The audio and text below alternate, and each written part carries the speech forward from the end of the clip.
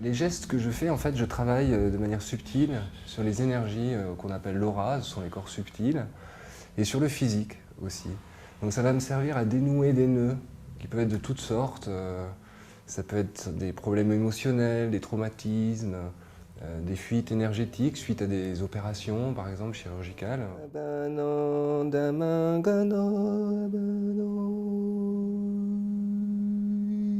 L'idée, c'est de rééquilibrer et de libérer un peu ce qui bloque et ce qui pèse sur l'individu.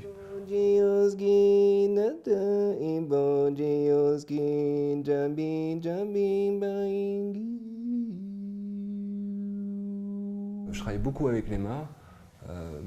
C'est un peu ce que la nature nous donne tous. Donc j'ai vraiment développé cette sensibilité.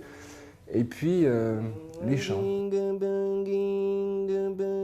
Et c'est une vibration qui va servir aussi à réharmoniser, rééquilibrer profondément la personne, que ce soit au niveau subtil jusqu'au niveau physique, puisqu'on sent souvent, les gens sentent vraiment les vibrations à l'intérieur d'eux.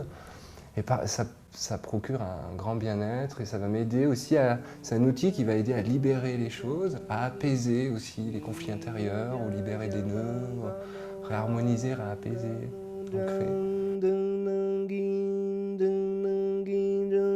Je travaille beaucoup avec les visions aussi, puisque je vois les énergies et je vois un peu de l'autre côté du rideau, on va dire.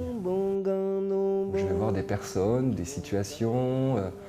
Par exemple, dans le cas d'un traumatisme, je vais voir en fait la scène telle que la personne l'a vécue, ou en tout cas telle qu'elle est symboliquement dans ses énergies. Ça peut être aussi des visions archétypales, qui par exemple pour des problèmes émotionnels ou des grandes tristesses qui peuvent prendre la forme des formes énergétiques assez variées.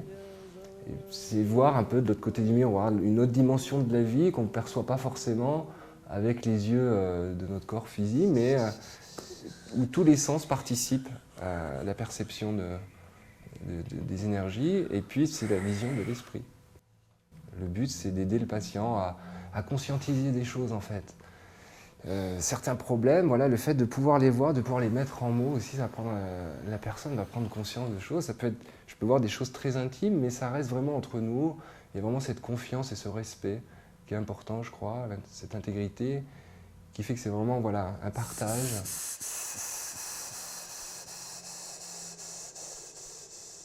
Et la personne va conscientiser des choses, des traumatismes oubliés d'enfance ou des relations avec certaines personnes qui pèsent.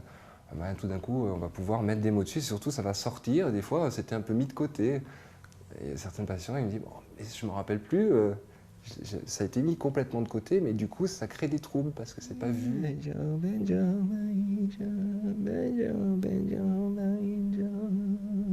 Je me suis intéressé au chamanisme. J'avais une vie tout à fait, entre guillemets, normale, si je peux dire ça, mais j'étais musicien, je m'y intéressais, je lisais quelques livres, mais sans plus. Puis un jour, je saute le pas et j'ai participé à une cérémonie chamanique avec un chaman péruvien. Et il s'est passé quelque chose pour moi. C'est-à-dire que pendant cette cérémonie, j'ai été appelé, entre guillemets. C'est pas quelque chose que j'avais choisi, ou si je peux dire ça comme ça, mais ça s'est présenté, en tout cas. C'est l'appel du cœur. Et j'ai suivi cet appel qui m'a mis à prendre une décision, c'est de partir au Pérou et de suivre un enseignement traditionnel au cœur de la jungle amazonienne, auprès d'un chaman, isolé, en silence, sous la forme d'une retraite dans la jungle, dans une cabane, avec un régime spécial. Ça a été éprouvant, ça a été beaucoup d'épreuves et puis un apprentissage merveilleux qui guérit déjà des parties de soi-même. On apprend à se guérir soi-même pour guérir les autres, et puis on découvre un autre versant de la vie, une autre conception de la vie où l'homme est placé au centre de son univers et de son existence, où le cosmos, les étoiles, les plantes, les animaux, l'environnement est en relation directe avec l'homme. Donc on découvre tout ça et bien plus encore.